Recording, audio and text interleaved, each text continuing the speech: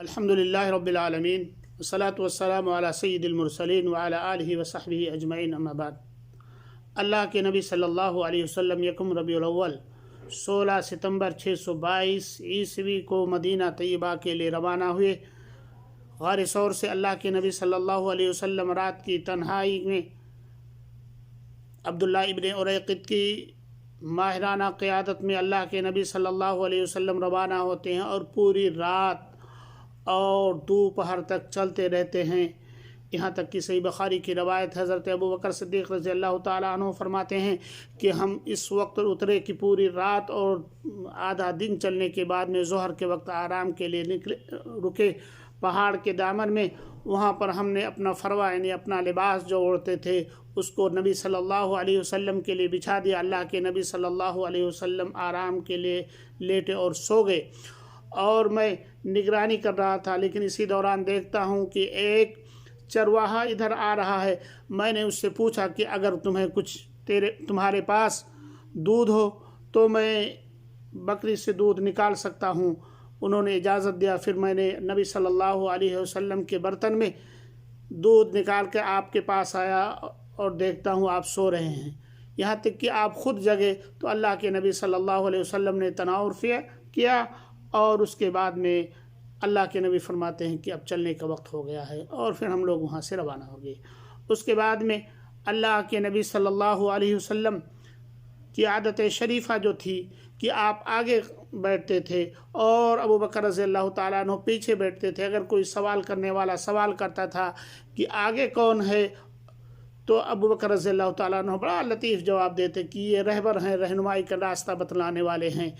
اور ابوبکر رضی اللہ تعالیٰ عنہ کا مقصد یہ ہوتا تھا کہ اللہ کے نبی صلی اللہ علیہ وسلم دین اور خیر کا راستہ بتا رہے ہیں، لیکن سوال کرنے والا یہ سمجھتا تھا کہ یہ عام راستہ بتا رہے ہیں۔ تو اس طرح سے دوسرے یا تیسرے دن اللہ کے نبی صلی اللہ علیہ وسلم کا گزر مشلل جگہ قدید کے پاس ام معبد الخزاعیہ کے خیمے سے ہوا، جو مکہ مکرمہ سے قریباً 130 کلومیٹر کے فاصلے پر ہے۔ وہیں پر اللہ کے نبی صلی اللہ علیہ وسلم نے تھوڑی دیر کے لیے آرام کے لیے رکے، اور ابوبکر رضی اللہ تعالیٰ عنہ نے ام معبد سے فرمایا کہ اگر کچھ کھانے پینے کی چیزیں فروختنی ہیں تو دے دیجئے، لیکن وہ کہتی ہیں فروخت کی تو دور کی بات، ہمارے یہاں سے جو بھی شخص گزرتا ہے میں اسے بغیر کھائے اور پیے واپس نہیں ہونے دیتی ہوں، لیکن افسوس کہ اس وقت ہمارے پاس کچھ بھی نہیں ہے۔ اللہ کے نبی صلی اللہ علیہ وسلم کی نظر مبارک ایک دور دراز بکری پہ پڑتی ہے۔ اللہ کے نبی فرماتے ہیں کہ اگر اجازت ہو تو اس سے دودھ نکال لیا جائے۔ ام معبد فرماتی ہیں کہ وہ دودھ تو درکنار وہ چلنے کے قابل نہیں ہے، اگر آپ اس سے نکالنا چاہتے ہیں تو بلا شبہ نکال سکتے ہیں۔ اللہ کے نبی صلی اللہ علیہ وسلم نے برتن لیا، بڑا سا برتن لیا، اور بسم اللہ کر کے دعا کیا، اور پورا تھن دودھ سے بھر گیا۔ اللہ کے نبی صلی اللہ علیہ وسلم نے دودھ نکال کر کے پہلے ام معبد کو پیش کیا، پھر اپنے ساتھیوں کو پیش کیا، پھر اپنا تناول فرمایا۔ اس کے بعد میں اللہ کے نبی صلی اللہ علیہ وسلم نے دوبارہ دودھ نکالا اور ام معبد کے لیے رکھ دیا، اور وہاں سے چلتے بنے۔ اسی دوران ابو معبد آتے ہیں اور سوال کرتے ہیں کہ یہ دودھ کہاں سے نظر آ رہا ہے، بکری تو ہمارے پاس ہے ہی نہیں کہ جو دودھ دے سکے۔ تو وہ فرماتی ہیں کہ ایک شخص کا گزر یہاں سے ابھی تھوڑی ہی دیر پہلے ہوا ہے جو ان اوصاف کے حامل تھے، اور تو کہتے ہیں کہ یقیناً وہ قریش ہی کے آدمی ہیں کہ جن کے بارے میں یہ بڑا بڑا انعام رکھا ہوا ہے۔ تو اس طرح سے کہتے ہیں کہ کاش کہ ہم بھی ان کا ساتھ دیتے۔ اور دوسرے یا تیسرے دن حضرت اسماء رضی اللہ تعالیٰ عنہ فرماتی ہیں کہ مکہ مکرمہ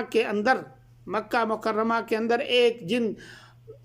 نچلے حصے سے اشعار گنگناتا ہوا اوپر کی طرف جا رہا تھا کہ دو شخص جو ہے ام معبد کے یہاں ٹھہرے، اور ان کا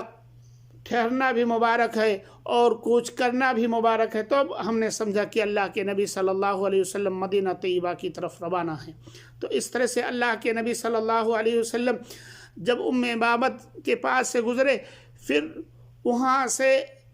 ایک قبیلہ پڑتا ہے، مدلج کا قبیلہ پڑتا ہے میرے بھائی اور دوستو، جو مکہ مکرمہ سے قریباً 195 کلومیٹر کے فاصلے پر ہے۔ وہیں پر سراقہ ابن مالک بن جوشم رضی اللہ تعالیٰ عنہ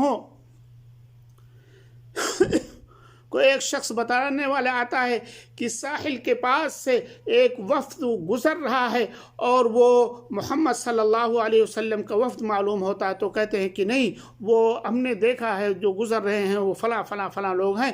اور تھوڑی ہی دیر کے بعد میں جس مجلس میں ہوتے ہیں اس مجلس سے گھر آتے ہیں، اور گھر کے پچھلے حصے سے اپنی لوری سے کہتے ہیں کہ گھوڑے کو جو ہے اونٹ کے پیچھے لے جاؤ، اور اس کے بعد میں وہاں سے جا کر کے سوار ہوتے ہیں۔ اور انعام کی میرے بھائی اور دوستوں ایسی لالچ ہوتی ہے کہ وہ نکلتے ہیں اور اللہ کے نبی صلی اللہ علیہ وسلم کی بالکل قریب پہنچ جاتے ہیں، اور جب بالکل قریب پہنچ جاتے ہیں تو پھسل جاتے ہو ان کی سواری، وہ نیچے گر جاتے ہیں۔ پھر اس کے بعد میں اٹھتے ہیں اور فال نکالتے ہیں، فال میں نکالا جاتا ہے کہ یہ کام نہ کرو، لیکن اس کے باوجود بھی وہ دوبارہ حملے کے لیے، دوبارہ اللہ کے نبی صلی اللہ علیہ وسلم کے قتل کے لیے آگے بڑھتے ہیں۔ پھر جب بالکل قریب ہو جاتے ہیں، صحیح بخاری کی روایت ہے، سراقہ ابن مالک بن جشم رضی اللہ تعالیٰ عنہ خود بیان کرتے ہیں کہ میں نے دیکھا اللہ کے نبی صلی اللہ علیہ وسلم تلاوت کر رہے ہیں، اور ابو بکر رضی اللہ تعالیٰ عنہ چاروں طرف اپنی نگاہیں پھیرتے ہیں تاکہ کوئی ایسا شخص تو نہیں آ رہا ہے جو اللہ کے نبی صلی اللہ علیہ وسلم کو تکلیف پہنچائے۔ اسی دوران ہمارا گھوڑا گھٹنوں تک دھس جاتا ہے، اور پھر اس کے بعد میں اترتا ہوں تو دیکھتا ہوں بڑی مشکل سے وہ گھوڑا نکلتا ہے، اور نکلنے کے ساتھ اس کے ٹاپوں سے ایسا دھواں نکلتا ہے، اور ہمیں یقین ہو جاتا ہے کہ یقیناً وہ ذات نبی ہیں۔ اور میں نے اللہ کے نبی صلی اللہ علیہ وسلم سے امن کی درخواست کی۔ اللہ کے نبی صلی اللہ علیہ وسلم نے عامر ابن فہیرہ کو کہا کہ ان کے لیے ایک رقعے پر، چمڑے کے رقعے پر لکھ دو۔ انہوں نے ہمارے لیے امن کا پیمانہ لکھا، اور اس کے بعد میں نے اللہ کے نبی صلی اللہ علیہ وسلم سے فرمایا کہ اگر کسی چیز کی ضرورت ہے تو حاضر خدمت ہے۔ اللہ کے نبی نے فرمایا کہ یہ باتیں مخفی رکھو۔ تو اس طرح سے میں اللہ کے نبی صلی اللہ علیہ وسلم کی طرف جو بھی شخص آنے والا ہوتا ہے، میں کہتا کہ حضر کوئی بھی نہیں ہے، میں ابھی یہاں سے سب دیکھ کر کے گیا ہوں۔ تو اس طرح سے اللہ کے نبی صلی اللہ علیہ وسلم اس کے بعد میں ایک ایسے قافلے سے ملاقات ہوئی جو قریباً 70 اور 80 کے درمیان تھے، برید الاسلمی سے ہوئی، جو اللہ کے نبی صلی اللہ علیہ وسلم کے طاق میں نکلے تھے کہ آپ کو قتل کر کے یہ بہت بڑا انعام لے لیں گے، لیکن تمام کے تمام 70 لوگ مسلمان ہو جاتے ہیں، اور اللہ کے نبی صلی اللہ علیہ وسلم کے ساتھ عشاء کی نماز ادا کرتے ہیں۔ اللہ اکبر۔ پھر اللہ کے نبی صلی اللہ علیہ وسلم میرے بھائیوں اور دوستوں وہاں سے کوچ کرتے ہیں، تو ابو تمیم کے پاس سے گزرتے ہیں، جو اپنے غلام مسعود کو آپ کی خدمت کے لیے پیش کرتے ہیں، اور کہتے ہیں کہ جا کر کے اللہ کے نبی صلی اللہ علیہ وسلم کو مدینے تک پہنچا دیں۔ پھر راستے میں حضرت زبیر ابن عوام رضی اللہ تعالیٰ عنہ سے ملاقات ہوتی ہے، جو شام سے واپس آ رہے ہوتے ہیں، اور اللہ کے نبی صلی اللہ علیہ وسلم اور ابو بکر رضی اللہ تعالیٰ عنہ کو مقام رئم میں سفید جوڑے پہناتے ہیں۔ پھر اس کے بعد اللہ کے نبی صلی اللہ علیہ وسلم 8 تاریخ کو قباء کی منزل میں داخل ہوتے ہیں۔ اس طرح سے اللہ کے نبی صلی اللہ علیہ وسلم خیر و عافیت کے ساتھ جو ہے مکہ مکرمہ سے قباء کی منزل پہنچتے ہیں۔ اللہ رب العالمین سے دعا ہے کہ اللہ رب العالمین ہمیں نبی صلی اللہ علیہ وسلم کی رفاقت عطا فرمائے، اور آپ کے بتائے ہوئے طریقے پر چلنے کی توفیق عنایت فرمائے۔ آمین۔ وآخر دعوانا الحمد للہ رب العالمین۔